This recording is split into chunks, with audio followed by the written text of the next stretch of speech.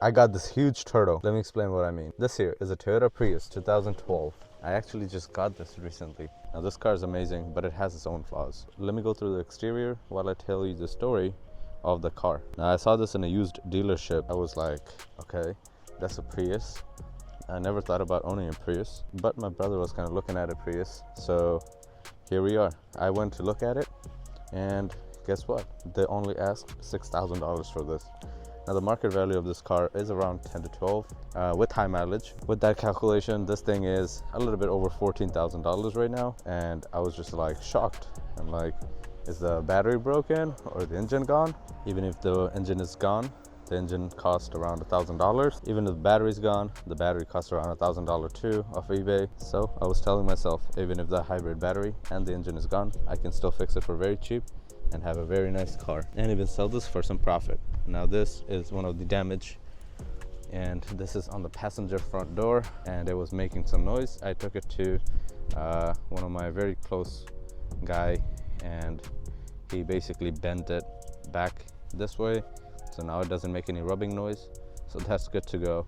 But we still have these scratches here and there, and I am planning to get these panels fixed and painted so we prevent rust in the future as well. The car itself has a pearly white kind of paint, so that makes it shine and looks pretty good. There are a lot of things that they tried to hide. For example, they took the hub covers off and they basically painted everything shut, and the garage owner who changed the tires had a really hard time taking this apart, but you know, it was pretty shut in there. Here's another damage on the back door of the driver's side, and then things just like that all over the car. The tires that this came with, the front two were the same, this was the same with the front one, but it was actually different size than the front one.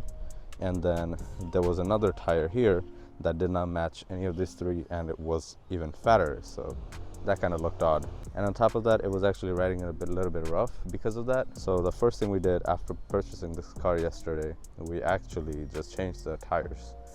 $250 for used tires that are pretty much new, honestly. It's pretty brand new, barely any tread taken off of it. There's no crack or anything like the other ones, so I think this will last for a good time. There's another damage here around the back wheel of the passenger side. There's a stripe through the door here, which we'll all fix slowly, one at a time. Now the notable problem of this car when we saw it was the smell in the interior. This was a smoker's car, and that smoker was very terrible with his or her smoking. I felt suffocating in here.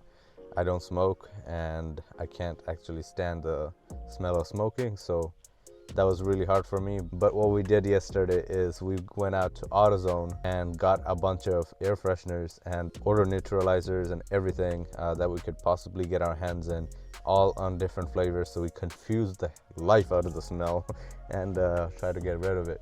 Now they washed the life out of this car. Everything, even including the headliner, is very thoroughly washed and cleaned, and it looks like there's no flaws on the car. Now, even though this is a cheap car, the used dealership actually made things very shady with me. For example, they made me sign on a paper that says the car is as is. There's no warranty at all, not even a day, which was very odd for a dealership, even a used dealership.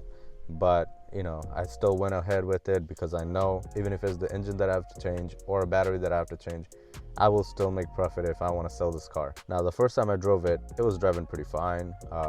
But later down the road, around nighttime, we actually started hearing some noise.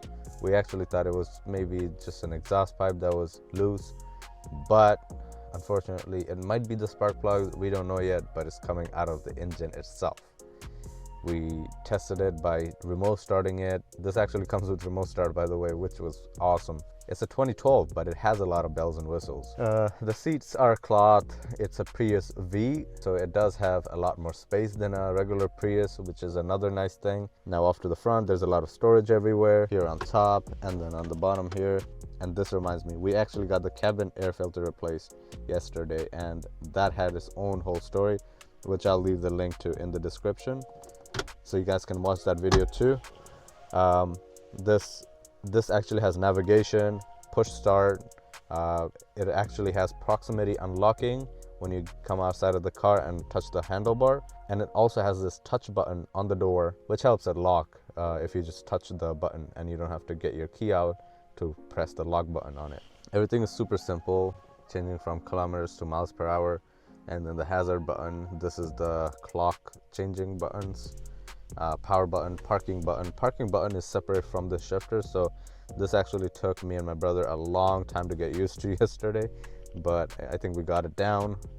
And then this thing is very simple. You can select around things just like this, kind of like a Lexus, which is pretty cool. And then we got our wiring and stuff here. We got a cigarette port lighter, and then an aux cord and a USB-A port. And then we have this cup holder, and then there's this sauce thing in here, and I believe this was used as an ashtray because this was smoker's car. And then these buttons are sticky, which is a common problem for this Prius. My brother figured out how to fix this up, so that will be a video of his own. We got a pretty good amount of center console storage.